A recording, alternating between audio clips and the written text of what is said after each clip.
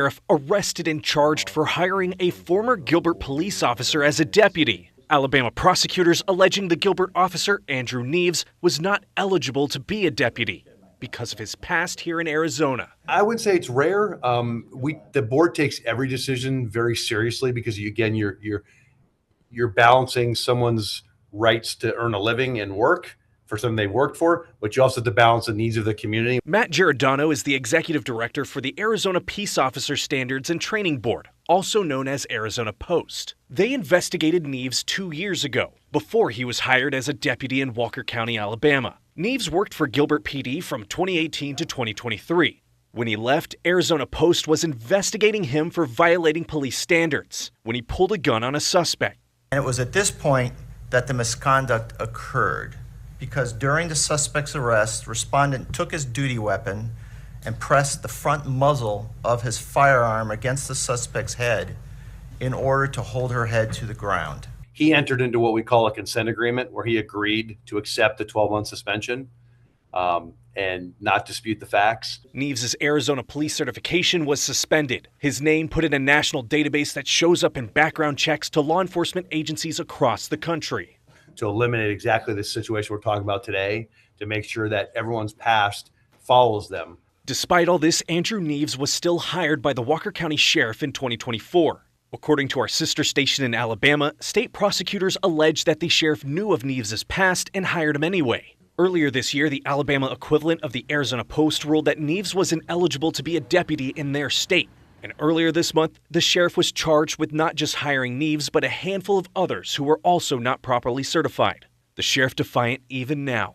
One thing I'm going to tell you right now, I'm not quitting. I'm not running from the problem.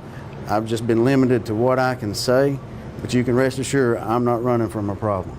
Now, that sheriff only faces misdemeanor charges in this case, meaning he likely won't see any jail time if convicted, just some hefty fines. New tonight, Indianapolis police responding after several online videos show officers involved in a pretty tough takedown. This happened last night as the bars were closing in downtown Indianapolis. We took a closer look at the video and what police are saying about it. The next video picks up and shows the man in the white shorts speaking with an officer. The officer pushes him backwards and the man swats his hand away. Then the video shows the officer fire 3 rounds at point-blank range from what police say is a high-pressure air launcher. Are you serious? The officer then goes in to arrest the man and eventually tackles him to the ground, and several officers come to help, and he's eventually taken away in cuffs. INDY claims the video doesn't show the whole story. They say the man in the white shorts was fighting with another man, and when officers broke it up, the other man left, but he stayed. They also say the man tried to flee while he was being arrested, and that's why officers took him to the ground and repeatedly hit him. The man arrested is preliminarily charged with resisting law enforcement, battery on a police officer, and possession of marijuana. In a lengthy statement on the video, IMPD said, quote, "The incident is being taken seriously and will be subject to a thorough administrative review." The police pushed them and shot them like 3 times. Good morning and welcome to the Bad Apple Report. It's 7:30 a.m. bright and early right here at home on the range. Thank you so much for being here today, folks. I really appreciate it. Okay, we're going to start our day out talking about this lovesick cop here. Okay. Kind of feel bad for him. His name's Larne Green. Might be Larnay. It's Larne. We'll call him Larne. It says here, though, what has happened is the South Carolina Law Enforcement Division is investigating a North Charleston police officer's conduct after he allegedly pulled his department-issued gun on his ex-girlfriend and another passenger. Oh, Larne. Don't you know how hard it's going to be to get a girlfriend now? Okay. Larne DeMarco Green is charged with first-degree domestic assault, 2 counts of kidnapping, misconduct in office, and pointing a firearm at a person. Green was fired from the North Charleston Police Department on June 13th following a kidnapping incident that took place on May 19th in Summerville, according to the records from the South Carolina Criminal Justice folks. And it says how it went down. Documents state that Green confronted his ex-girlfriend and another individual in a parking lot of the Regal Azalea Square movie theater in Summerville. Oh, date night. Okay. Video recording cited in the report that Green was arriving in his marked patrol car. Okay. And he parked directly behind the victim's car, effectively blocking it in. Ooh. While wearing his complete uniform, as opposed to maybe jumping out without his pants, I don't know, Green is seen approaching the victim's car and drawing his department-issued duty weapon. Documents continue to detail that Green had raised his gun in the direction of the victim's car. Wow. Lovesick goofball. Okay. Green then moves towards the passenger window and appears to engage in a verbal exchange with the passengers. He then reholsters his gun, and the victims are seen driving away. Wow. Somerville Police Department contacted the North Charleston Police Department 4 days later to discuss the incident. Well, take your time there. SLED was notified on May 23rd by the Somerville Police Department and requested the state agency to investigate the matter.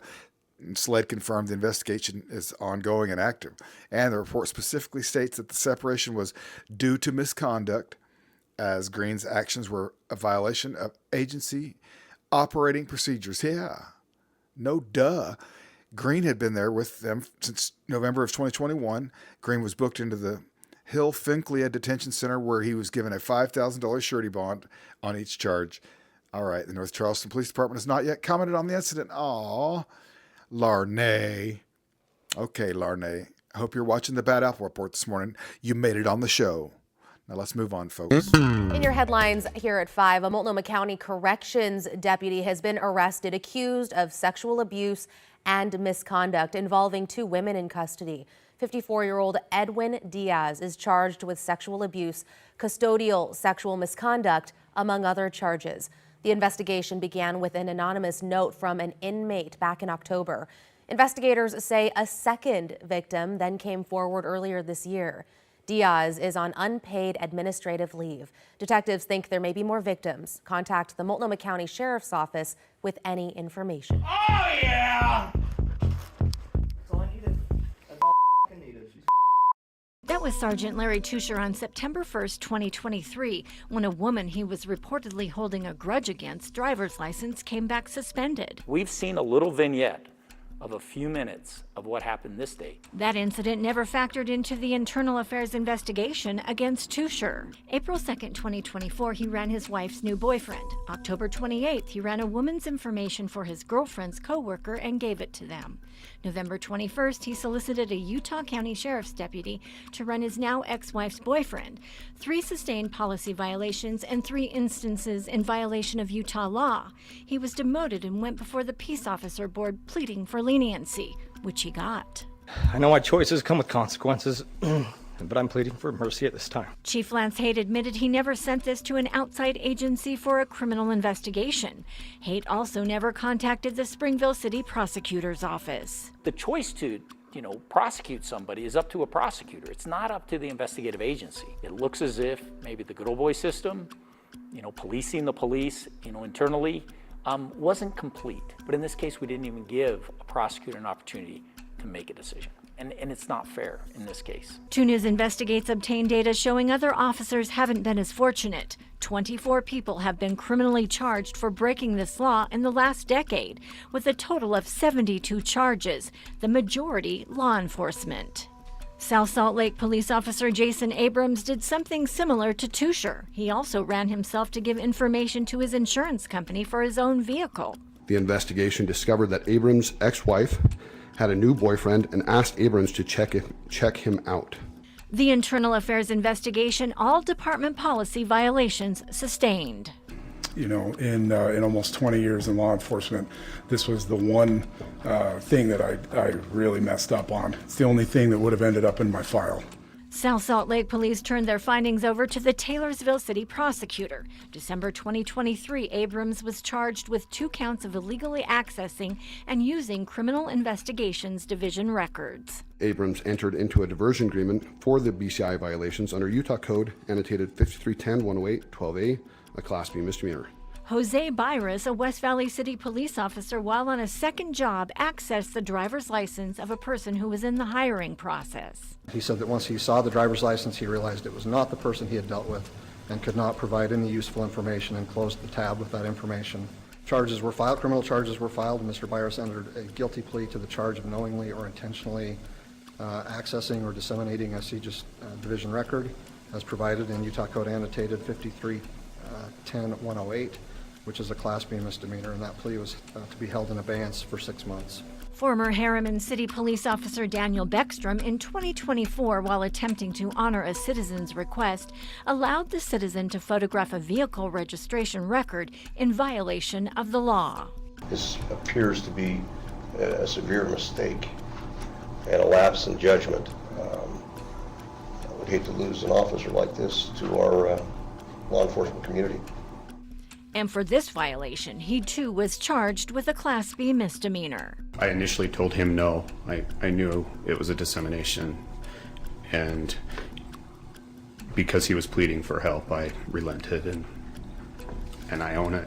It was stupid. Okay, you guys, looks like we might have a rookie here. One thing's for sure, he's kind of a prissy little prancer-looking cop with his Betty Crocker hairdo and his naked arms. Pfft, this guy hadn't even killed anyone yet. Just kidding, allegedly. An off-duty Kennewick police officer has been arrested for driving under the influence. Dummy. According to the commander, Isaac Merkel, with the department, it happened Wednesday evening just before 10 p.m. in the 1000 block of Montana Street. Officer Ferrando, that's his name. I would have called him Fernando, but it says Ferrando Ramos, who was off duty at the time, allegedly crashed into a parked car. Nobody was injured, but Ramos appeared to be under the influence. Oh, Ferrando. Okay. Because the crash happened in Kennewick, other KPD officers were the first to respond to the scene. They're all like, man, Ferrando, what a goofy rookie. Naked arm Ferrando. The Benton County Sheriff's Office was later called over to the investigation to avoid the conflict of interest.